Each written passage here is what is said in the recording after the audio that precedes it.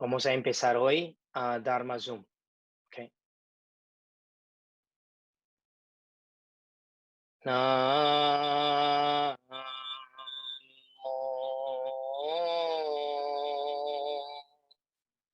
本师释迦牟尼佛。南无本师释迦牟尼佛。南无本师释迦牟尼佛。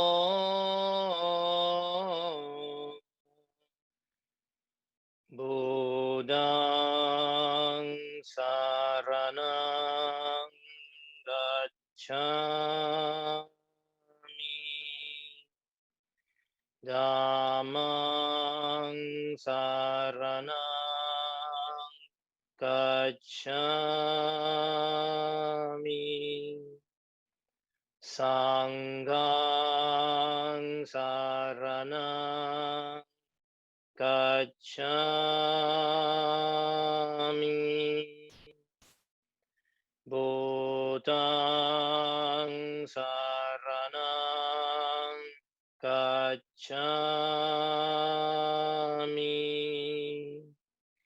Dhammang saranang gacchami. Sanghang saranang gacchami. Buddhang saranang gacchami. Dhammang saranang gacchami.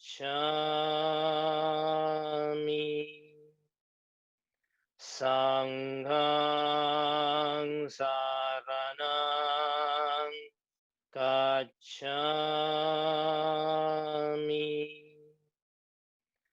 Okay, Namo Pho.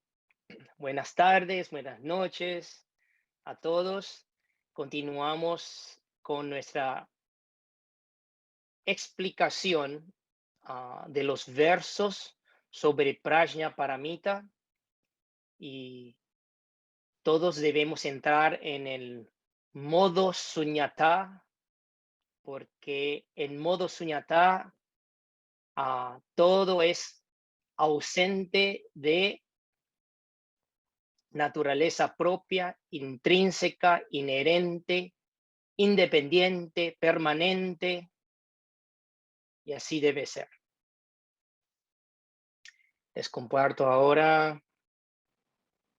Seguimos con el verso 170, parte 1. Hay dos partes a esta frase. El verso dice: si no hay un yo, ¿cómo podría haber lo mío? Dado que la naturaleza de todos los fenómenos es suña, es evidente que el yo tampoco lo es. El yo es una convención de suposición basada en el cuerpo y mente. Forma, sensación, percepción, volición y conciencia. Una convención de suposición, suponiendo que esos 5 agregados es formado de cuerpo y mente, es el yo, algo concreto, es un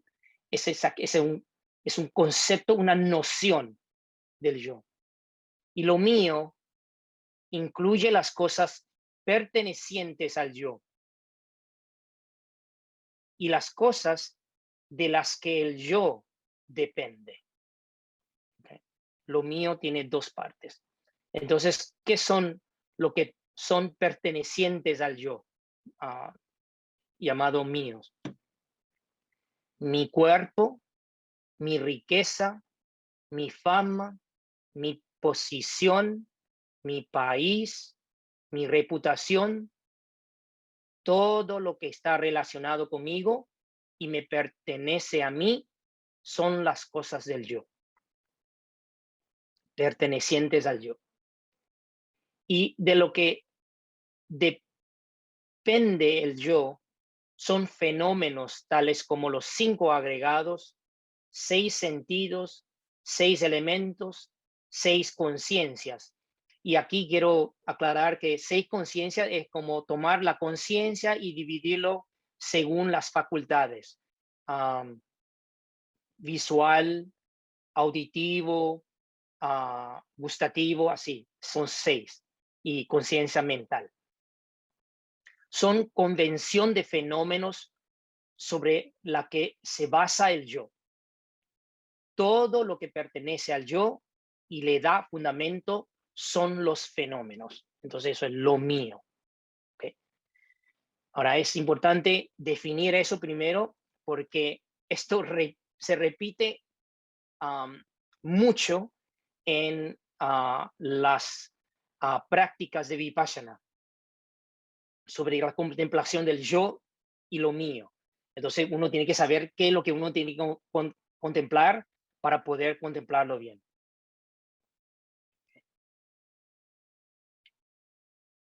Sin un yo, no habría lo mío. ¿Están de acuerdo, no? Sacar el yo de la ecuación, de la fórmula, y dónde está lo mío. Y si no hay yo, no hay otro. Si no hay mío, no hay de los otros. Entonces, no hay posibilidad de conflicto. Por esa razón, dado que el yo es suña, los fenómenos también son suña. A la inversa, la naturaleza propia de todos los fenómenos aparenta ser real, pero resulta ser suña. Aquí esto está hablando de lo que surge enfrente nuestro, a través de nuestros sentidos, captado, percibido. Ese yo que está hablando, esos yos que están escuchando. La naturaleza propia de todos esos fenómenos aparenta ser real. Aparenta significa que no es, ¿ok? Porque es suña. Entonces, ¿cómo se establece un yo que depende de tales fenómenos? No hace falta decir que el yo también es suña. ¿Okay? El yo es suña. Por eso, los fenómenos también son suña. Los fenómenos son suña, por eso el yo también es suña. Esa es la relación de uno con el otro, porque todos son carentes, ausentes de naturaleza propia. De esta manera, si se comprende que los seres sintientes no poseen un yo, entonces, ¿cómo podría haber lo mío? Ahora, si lo aplicamos esto, y hay que ya hablar mucho de cómo aplicar eso en vida diaria, en nuestra vida, en nuestra relación con nuestro ambiente, planeta, los otros seres. Es que tenemos una relación interdependiente y también correlativo con todos los fenómenos.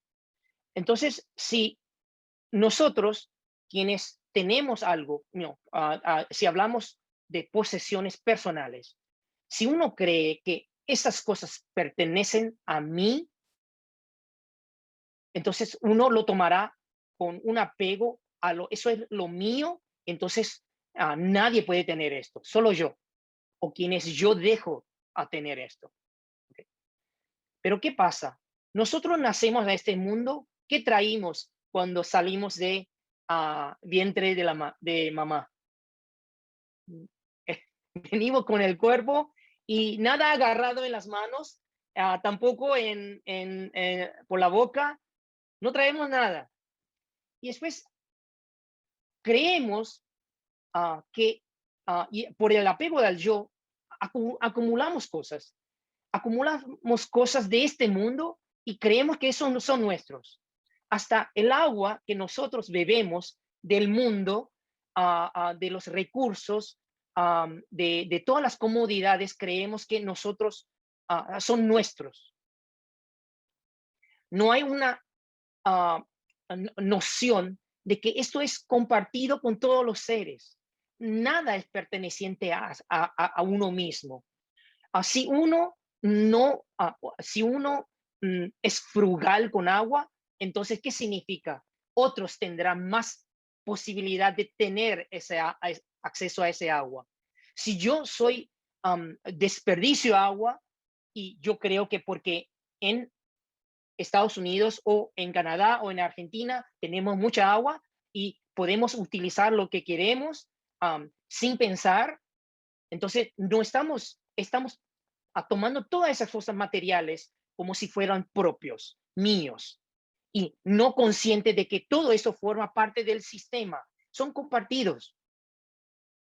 Entonces, desde el punto, si utilizando ese ejemplo de la conciencia ambiental en Suñatá, del yo y lo mío, es que un practicante de Suñatá considera todas las posesiones, todos los recursos, todo compartido por todos los seres que están en el mismo ambiente, no solo humanos, y también los no humanos. Entonces, ¿cómo podemos desperdiciar? ¿Cómo podemos no agradecer por tener lo que tenemos? Porque estamos conscientes que muchos seres no tienen acceso, no tienen abundancia de esos recursos. ¿Okay? Esto es una forma de aplicar a Suñatá, de yo y lo mío, en un contexto como ambiental. ¿Okay? Porque mucha gente dice, yo pago por mi agua, yo pago. Y mira, yo con el dinero que yo trabajo muy duro, gano los recursos y el dinero, los billetes, y yo pago. Y entonces, si yo pago, yo merezco despilfarrar lo que quiero. Puedo hacer lo que quiero con lo que son míos. No es así, porque es todo compartido. Todos los recursos en este mundo son compartidos. Hasta el oxígeno que nosotros respiramos es compartido. Si no cuidamos nuestro ambiente y causamos polución, esa polución no se contiene en un solo país, va y afecta a otros países, va a afectar a todos los seres dentro de ese país. Entonces, por esa falta de entendimiento de Suñatá, del yo y lo mío, nosotros humanos marcamos territorios, tomamos, conquistamos cosas, conquistamos recursos, lo hacemos propio sin darnos cuenta que al tener más nosotros y quedar con más, otros están quedando con menos. ¿Ok? Piensen en eso, porque eso el Buda nunca lo habló como conciencia ambiental, pero siempre habla de la responsabilidad y de uno con los recursos y de cuidar y de mantener ese equilibrio con el ambiente. ¿Okay? Y esto está relacionado totalmente con Suñatá, del yo y lo mío. En resumen, según los sutras y tratados sobre prajna, las enseñanzas sobre Suñatá del yo y de los fenómenos se verifican y establecen mutuamente. Es decir, a través de Suñatá del yo, uno comprende y verifica y establece Suñatá de los fenómenos. Y a través de la observación y también de realización de Suñatá de los fenómenos, uno también puede verificar Suñatá del yo. Okay. Voy a la parte 2.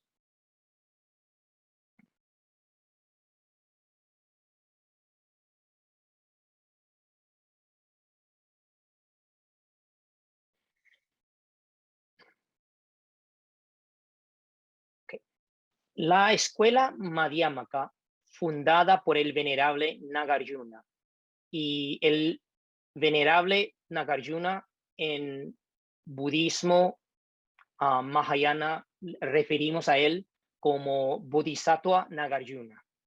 Era un practicante monje budista en la época de 150 de la era común, es decir, más 500 años atrás. Entonces como 600, diría como 650 años después del Buda.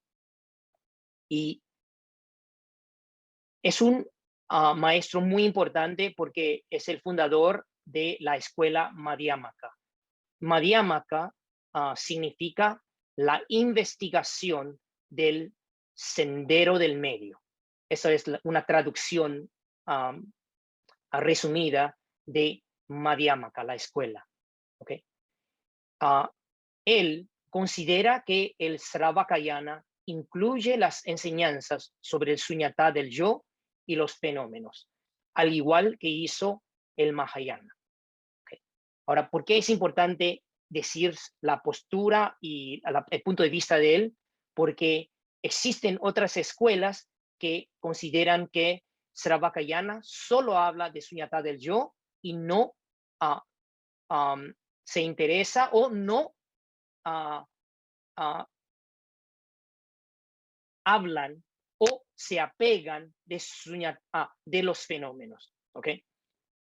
Por eso el venerable Nagarjuna tiene una postura de, con su origen de textos en Agama y Nikaya y los comentarios, y considera que Sravakayana y Mahayana son iguales en el trato de suñata del yo y los fenómenos en cuanto a la esencia del suñata del yo y los fenómenos.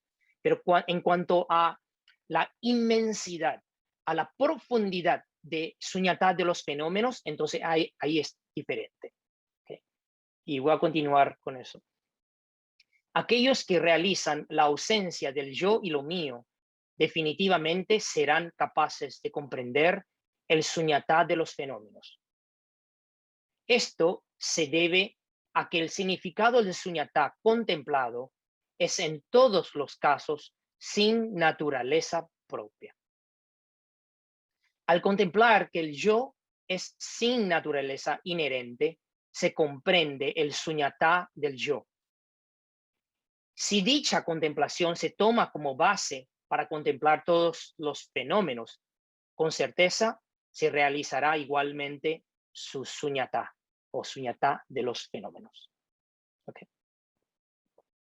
Ahora, esto es lo que el venerable Nagarjuna, Bodhisattva Nagarjuna, explicó la relación de estos dos tipos de suñata. Okay. Sin embargo, ahora, él también habla de la diferencia.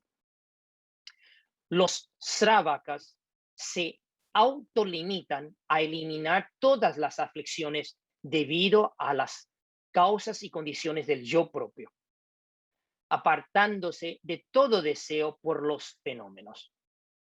Temerosos ante el sufrimiento de la vejez, enfermedad, muerte y destinos nefastos, esos renacimientos en destinos nefastos, no desean investigar íntegramente o profundamente la verdad definitiva y penetrar todos los fenómenos, ¿okay? Sino que se centran, enfatizan exclusivamente en la liberación.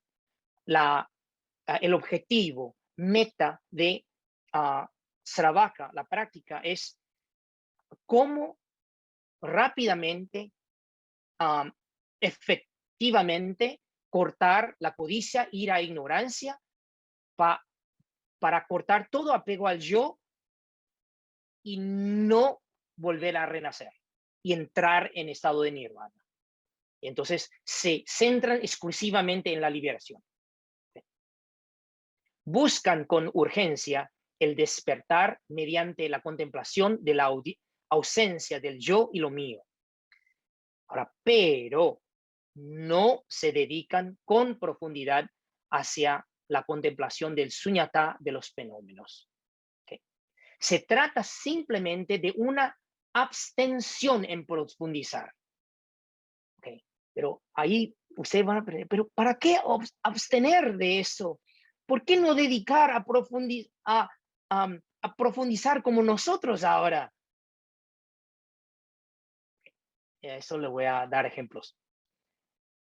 Aunque ellos se abstengan de profundizar, pero no pueden apegarse a los fenómenos como si fueran reales. En ese sentido, el no yo de los Sravakas se conecta sin ninguna contradicción con el suñatá de los fenómenos. Okay. Aquí es muy importante señalar que en el sistema de práctica budista, por lo menos señalado por el Buda y también Bodhisattva Nagarjuna en su época, era que hay que respetar decisiones de los practicantes. Así uno está buscando una liberación urgentemente y está bien. Entonces eso se llama inclinación hacia la liberación, hacia Sravaka. Y si uno puede aceptar y quiere aliviar sufrimiento de los seres y quiere dedicar y profundizar más en suñatá de los fenómenos, también es una opción. Pero tanto Sravakayana no debe, en teoría, menospreciar o despreciar a Mahayana, y tampoco Mahayana o el camino del Bodhisattva no debe menospreciar o despreciar a Sravakayana. Esto es muy importante. Y el maestro Yin Shun lo señala repetidamente porque él habla de la armonía del Sangha, tanto en las comunidades monásticas y en cuanto al pensamiento y filosóficamente, estar en armonía y respetar decisiones de las escuelas, especialmente en el contexto de Sravakayana y Mahayana. ¿Okay? Y después le voy a dar más ejemplos, pero quiero seguir explicando.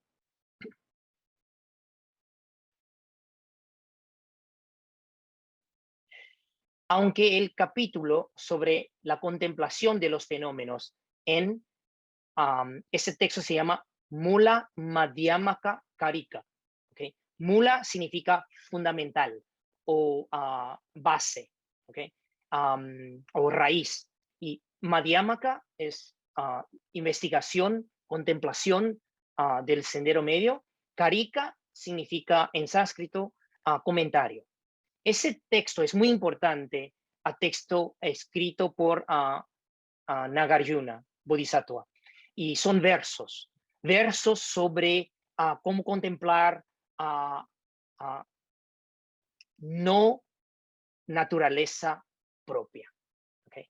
Y enseñe la vasta contemplación del suñatá de los fenómenos, así como su no surgimiento y no cesación. No obstante, la contemplación correcta, desde la más extensa a la más sucinta, comienza con la realización de la ausencia del yo y lo mío. ¿Okay? Entonces, la práctica es, ¿cómo se dice? La esencia, el corazón. ¿Okay? Se empieza con la realización de la ausencia del yo y lo mío, y ahí se abarca en la contemplación correcta en todos los fenómenos, tanto propio y del mundo. Sobre este punto clave, concerniente al nacimiento y muerte, definitivamente no habrá ninguna diferencia con el sendero transmundano de liberación. ¿Okay? Entonces, aquí está hablando de que en cuanto a cortar el apego a la existencia nuestra, y es a través de suñatá del yo y lo mío. ¿Okay? Y este está en común, ese sendero transmundano de liberación es en común con suñatá de los fenómenos. Asimismo, dicha enseñanza se podrá exponer de manera explícita o implícita, detallada o concisa, según sean las capacidades o disposiciones, es otra traducción de esa palabra, de los practicantes. Depende de cómo uno está, depende de la programación y tendencias de uno, cómo quiere entrar y aproximar la práctica. De este modo, todos aquellos que comprendan íntegramente el suñatá del yo terminarán por comprender el suñatá de los fenómenos. Es probable que no contemplen en profundidad el suñatá de los fenómenos y no promueven esta perspectiva. ¿Okay? Pero definitivamente no se apegarán firmemente a la existencia de una naturaleza propia que pueda obstruir la comprensión del suñatá de los fenómenos. ¿Okay? Vamos a comprender claramente la diferencia del suñatá de los fenómenos entre Sravakayana y Mahayana. ¿Okay? Entonces, en resumen, Sravakayana y Mahayana ambos tienen de acuerdo suñatá de los fenómenos. Lo que es diferente es la profundidad en que se dedican a investigar, a contemplar. ¿Okay? Y ahora está ahí la cuestión. Y estábamos hablando de que si es que suñatá del yo y suñatá de los fenómenos están conectados, ¿qué significa? ¿Cuál es la implicación de que la profundidad en suñatá de los fenómenos, qué implicación tiene en la práctica? Well, muy grande. Y les voy a dar un ejemplo. Y la palabra clave para describir la diferencia en forma manifestada de los fenómenos se llama tendencias habituales. Okay. Tendencias habituales. Tendencias habituales son aquellas tendencias formado por hábito que no incomoda la eliminación de codicia, ira e ignorancia. Es decir, no causan, no generan ni codicia, ni ira e ignorancia. Pero son tendencias formado por hábito de vida tras vida. Entonces, esas tendencias habituales pueden afectar la armonización entre el practicante y los otros, y los seres. La interrelación entre el practicante y los otros. Okay. Entonces, esto se demuestra en una historia que acabo de revisar y traducir de Mahaprajnaparamita Shastra de Nagarjuna. Habla de la relación entre el Buda y Shariputra y Buda con su Buddhi. Shariputra es el número 1 en sabiduría. Es decir, cuando el Buda decide no enseñar ese día, usualmente Shariputra es el que toma su lugar. Es decir, él es el disertante número 2. El número 1 es el Buda y el número 2 es como su discípulo que es de esa altura.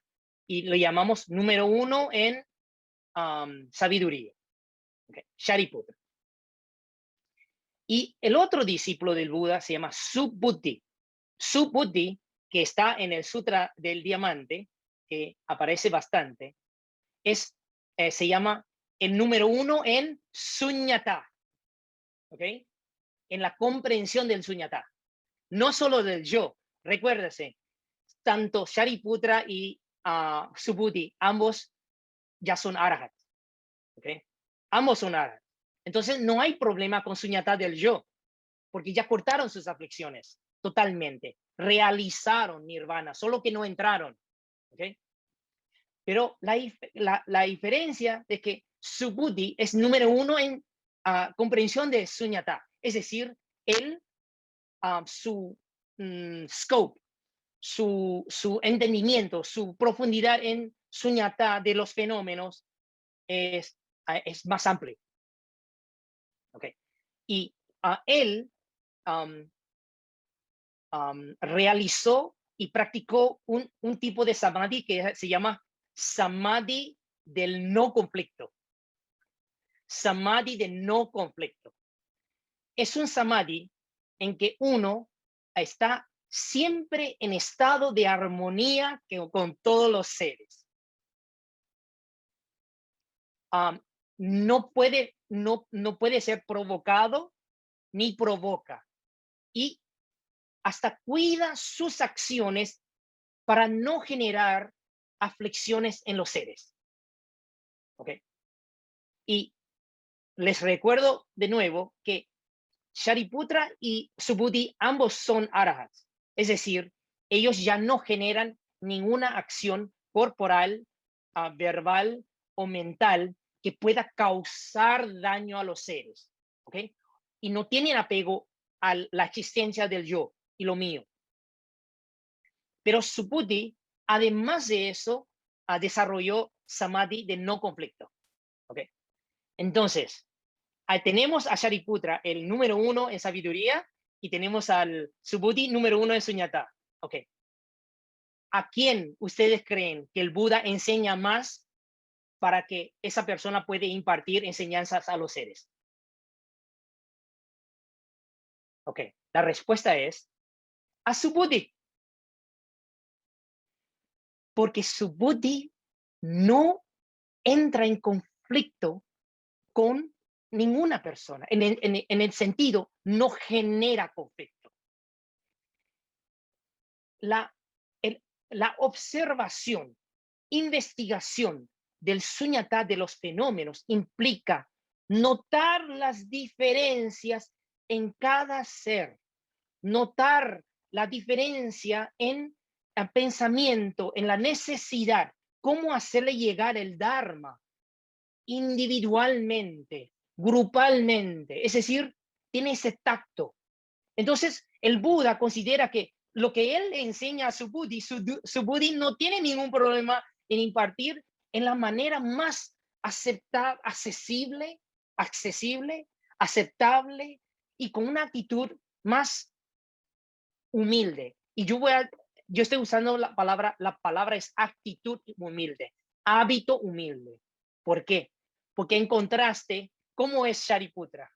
Oh, Shariputra, el número 1 es sabiduría. Él es así.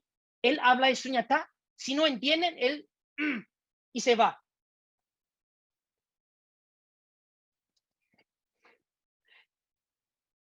Él, por ese falta de tacto y sus tendencias habituales en vidas tras vidas, de la búsqueda del camino, y en una forma que él hasta pudo sacrificar su vida por escuchar una frase del Dharma.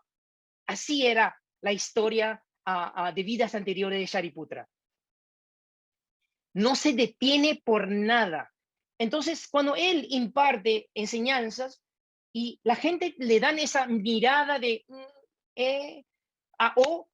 hasta que le hablan de lo que no están de acuerdo o tienen indiferencia, él no es que no dice nada, le da la cara. La cara que no proviene de la ira, es un hábito, tendencia habitual. Entonces, en cuanto a la manifestación del Dharma, el Buda dijo, para los con esa inclinación a Sravaka, se dedican totalmente a cortar a las aflicciones para poder realizar nirvana. Pero por el otro lado, los bodhisattvas no solo tienen que dedicar energía en esto, y también tienen que dedicar energía a reducir sus tendencias habituales que pueden causar desconforto o incomodidad o, ¿cómo se llama? A sensaciones desagradables a los seres. Porque hay un dicho, el Buda dijo, cuando alguien le preguntó, a Buda, usted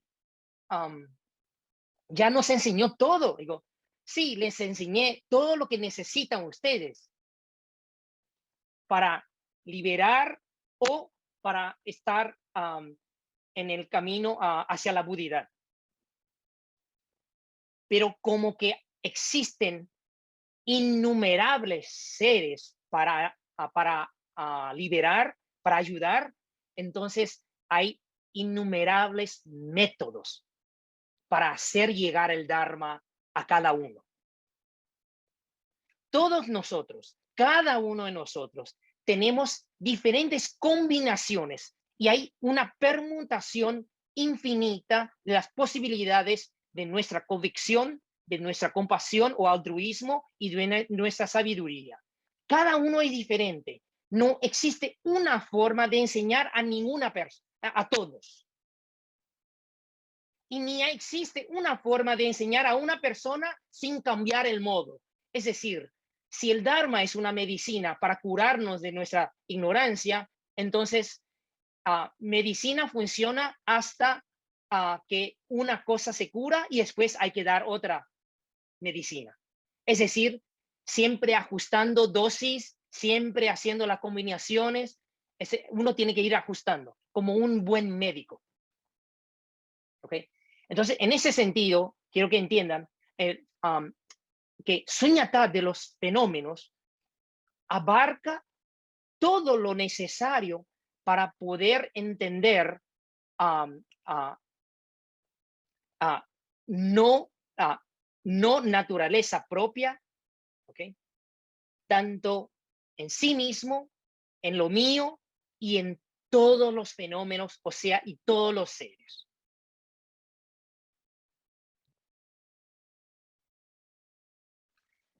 Ok, entonces creo que ahí ya. Entonces el Buda le enseñó más a Subhuti para poder impartir las enseñanzas a los otros discípulos. Ok, porque él no entra en conflicto. Él realizó Samadhi de no conflicto. El Buda en Prajna Paramita habla así. Suñatá de los fenómenos de los Sravakas es el espacio dentro de un poro, no dos, un poro. Y el suñatá de los fenómenos de los bodhisattvas y para llegar a la budidad es el universo, el espacio del universo. Gran diferencia, ¿no? Espacio del poro, espacio del void. Ya, la vacuidad es grande. Ya, porque mucho tiene que ver con cómo hacer llegar el mensaje de la búsqueda de la verdad última a los seres.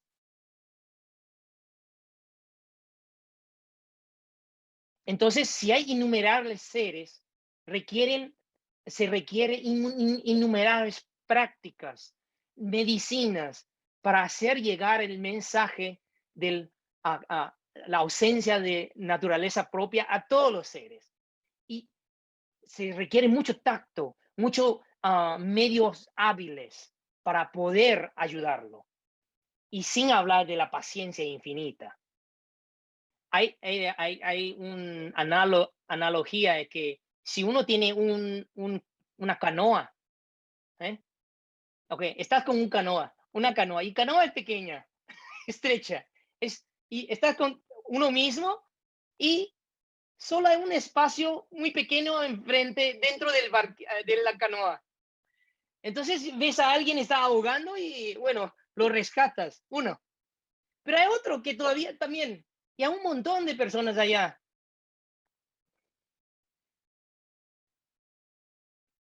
Si uno sale de la canoa, uno ya está ahogando también. Entonces, ni salva al otro, ni salva a sí mismo, y ni hablar de los otros. ¿Qué, qué sucede cuando el canoa se hace más grande? Un barco.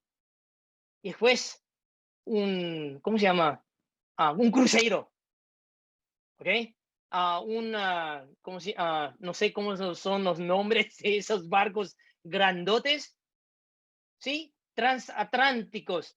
Ah, entonces puede llevar mucha más gente. Depende de la capacidad de cada uno. Y sí, para poder no ahogar, y poder remar, se necesita suñatá del yo. Eso sin duda. Pero solo con suñatá del yo, sin suficiente suñatá de los fenómenos, y también esa apertura de querer seguir profundizando, uno se autolimita. Es una decisión, ¿eh? Recuérdense, Sravaka es una decisión de limitar la parte de suñatá de los fenómenos. Porque para este tipo de inclinación, samsara ya es intolerable. Hay que liberar, no queda otro. Pero hay otros que sí, es muy sufrido, hay muchas cosas, es muy complicado, pero ¿vale la pena ayudar o no? Sí, porque ayudando facilita suñatá del yo.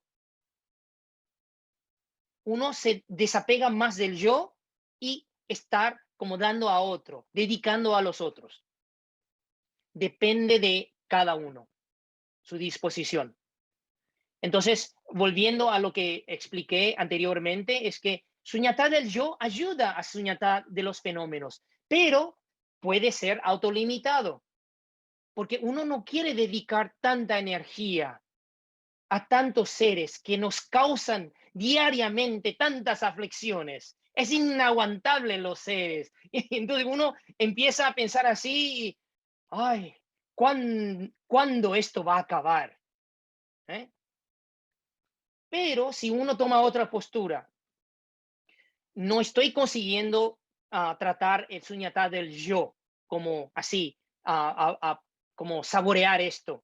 Entonces voy a dedicarme más a ayudar, compartir, aliviar sufrimiento de los otros, y observando ese proceso en el medio, en el medio, entonces durante ese proceso uno va a ir entendiendo que el apego al yo.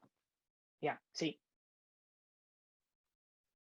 Y tanto Suñatá del yo tiene su línea de marca de no retroceso. Entonces, Suñatá del yo, el punto de no retroceso en, uh, en teoría y concepto y de sabiduría se llama primer fruto.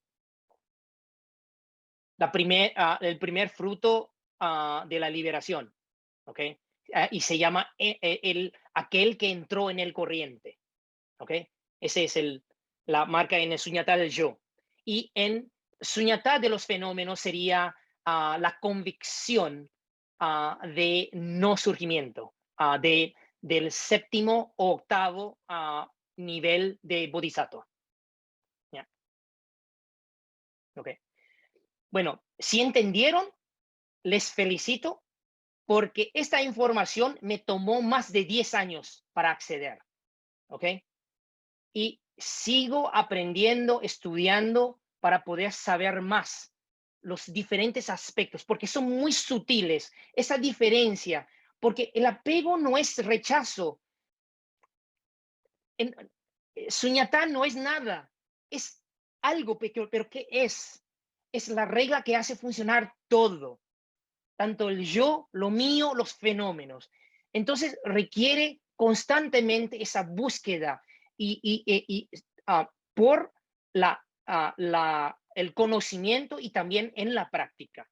Porque en la práctica, cuando uno ve esto, tiene aún una fuerza aún más grande y no hay palabras para eso. Es como uno siente un alivio del yo, porque el yo es una atadura, lo mío es una atadura, los fenómenos son ataduras. Cuando uno empieza a ver por experiencia directa, poco a poco, cada cosa, entonces es como un nudo desatado, un nudo desatado, y ahí va desatando, y uno siente un alivio, una felicidad interna que perdura.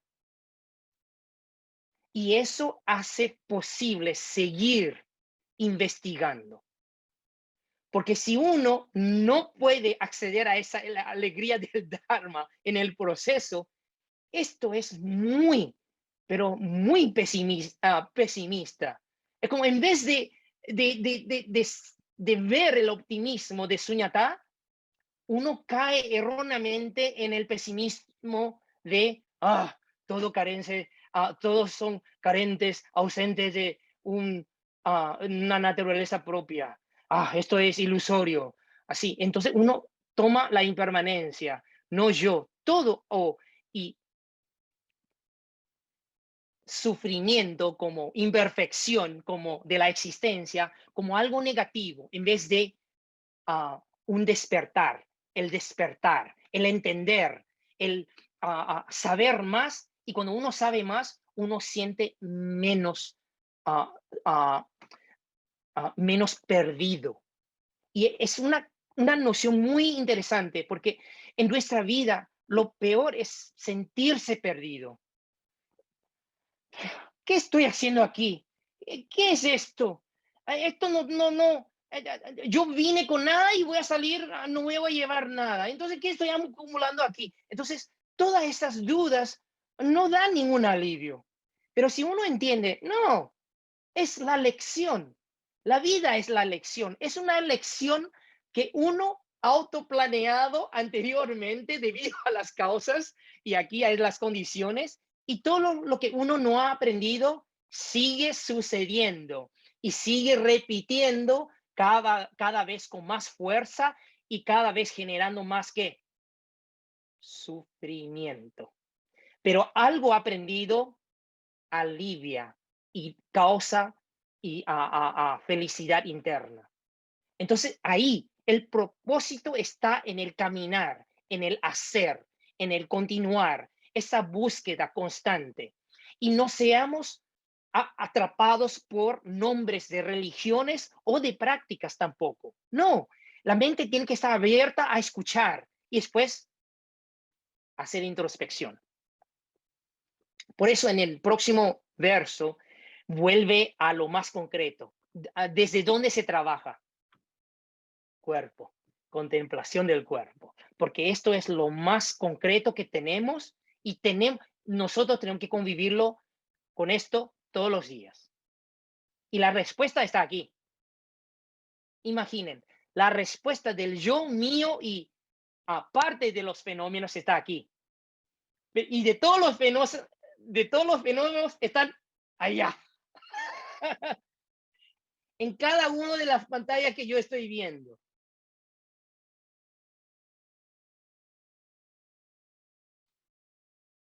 ¿Entendieron lo que? Eso sí no te da alegría. Yo no sé qué puede hacer feliz, ¿eh? Ok, vamos a ir abriendo los micrófonos para despedirnos. Falta un minuto. Realmente les agradezco de nuevo esta oportunidad porque no es fácil encontrar un grupo de personas que quieren escuchar esto. Yo les aseguro, es difícil cuando yo anuncio, quiero hablar de Suñatá del yo y los fenómenos, y nadie se conecta, usualmente. Es difícil.